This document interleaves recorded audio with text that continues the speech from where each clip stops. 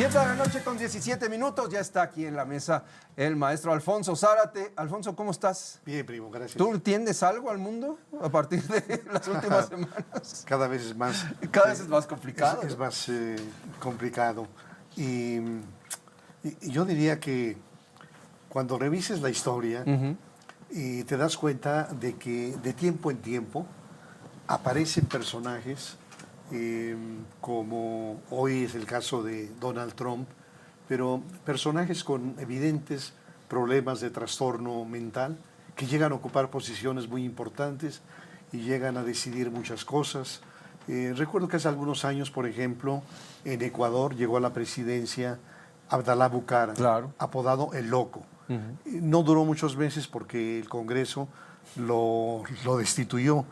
Pero pensemos, por ejemplo, en el caso de Alemania, en donde después de la Primera Guerra Mundial, distintas condiciones muy intolerables para el pueblo alemán.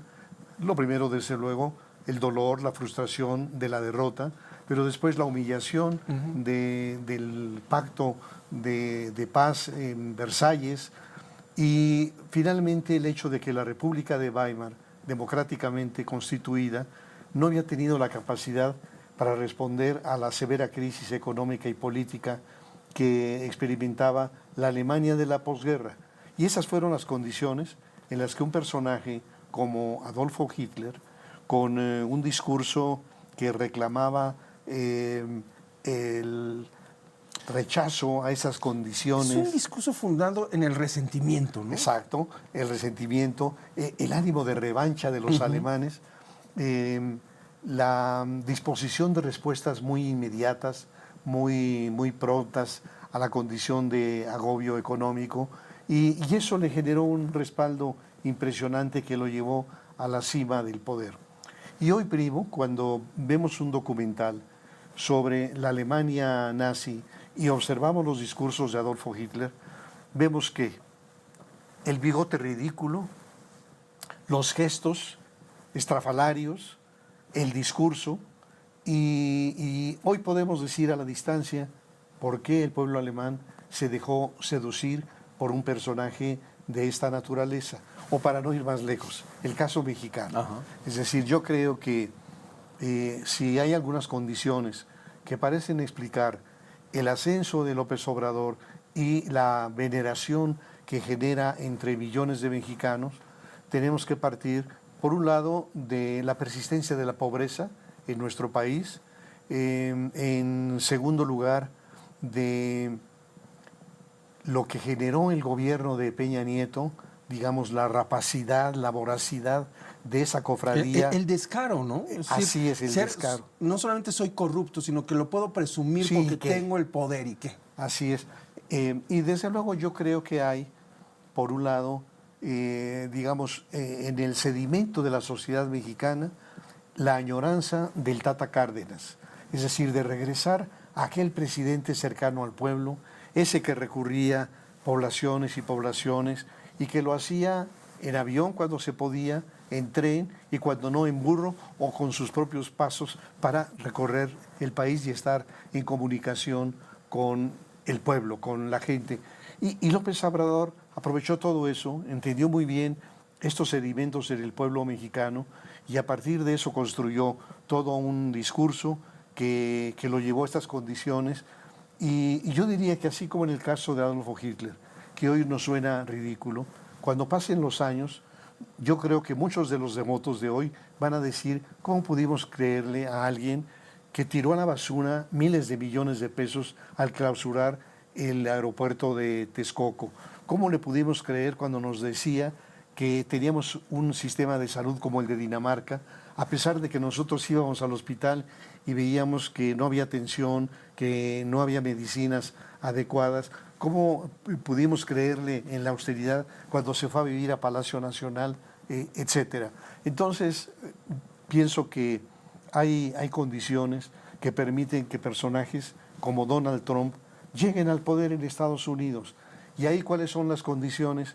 Bueno, pues que además de el norteamericano de los extremos, digamos de los dos océanos, pienso en el californiano o en el neoyorquino, neoyorquino o el El bostoniano. bostoniano, que son cosmopolitas, que están abiertos a otras culturas, a la diversidad, que son mucho más liberales.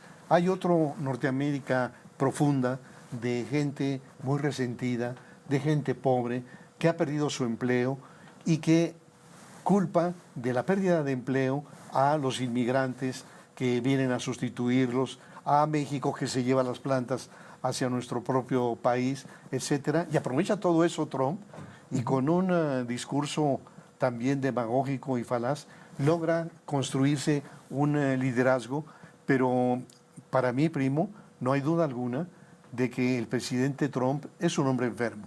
Es decir, es un hombre que lo dijo muy bien aquel desplegado de 225 psiquiatras de los Estados Unidos que se publicó en el New York Times, en donde señalaron, advertían que Donald Trump padecía un síndrome de narcisismo maligno, decían los psiquiatras. Bueno, sí es cierto. Y entonces, ¿qué es lo que ha hecho? Pues que ha generado una perturbación, pero a nivel planetario. Claro. Estados Unidos tenía una alianza muy clara y tenía muy claro dónde estaba su adversario o su enemigo. En un momento la Unión Soviética, en otro la Rusia de Putin. Pero ahora da un giro fundamental y se acerca a esa Rusia de Putin y se aleja de sus aliados tradicionales en Europa. Se retira de organismos internacionales, de las Naciones Unidas, retira el financiamiento a instituciones como USAID, etcétera. Entonces, está generando un trastocamiento de todo lo que conocíamos en el mundo. Y, bueno, este otro síntoma de un problema que un día califica al gobierno mexicano como un gobierno cómplice porque tiene un arreglo con los grupos criminales, y al otro día felicita a la presidenta Claudia Sheinbaum y reconoce su extraordinario liderazgo. Entonces, qué difícil es para el gobierno de México enfrentar a un personaje con tanto poder y con tantos trastornos. Y me da la impresión de que la llamada que acaba de tener exitosamente la presidenta estuvo asesorada por psiquiatras. Es decir, a la hora en que yo veo el texto de la presidenta, digo, ahí hay una influencia de alguien que le dice, la manera de hablar es, dile a Trump que esto ha sido un extraordinario logro, que estamos haciendo cosas absolutamente trascendentes. Entonces, cuando veo ese empate, digo, bien, es decir, me parecía indispensable que el cuarto de guerra en México incluyera, desde luego, a las mentes más lúcidas, diplomáticos, académicos, pero desde luego psiquiatras. A pesar de todo esto, creo que el escenario, precisamente por las condiciones estructurales del presidente Trump, no nos da tranquilidad, que vamos a estar en este escenario de incertidumbre cuando menos los 4 años del gobierno de Donald Trump. 4 años. Hay que recordar que apenas vamos a cumplir 2 meses. Sí, ahora la única... Sí, parece que han pasado muchísimo más sí, tiempo. Sí, es cierto. ¿No? Ha sido un blitzkrieg atropellante. Pero bueno, una alternativa, desde luego, será primero la elección de la Casa de Representantes. Sí. Entonces, la posibilidad de que ahí haya un movimiento y que ese movimiento sí equilibrio. Porque al momento actual, con las condiciones de su poder y del Congreso en manos republicanas, el escenario es notoriamente de incertidumbre. Juan Ramón de la Fuente es psiquiatra. Exactamente, es psiquiatra, ¿no? Sí. E hijo de psiquiatra. Además, sí, de un gran psiquiatra, desde luego, ¿no? Bueno, pues la psiquiatría como un nuevo elemento fundamental de la diplomacia. Así es, de la estrategia política, sí. Muy bien. Pues, Alfonso, muchas gracias. Primo, un gusto. Buenas noches. Hagamos una pausa, volvemos.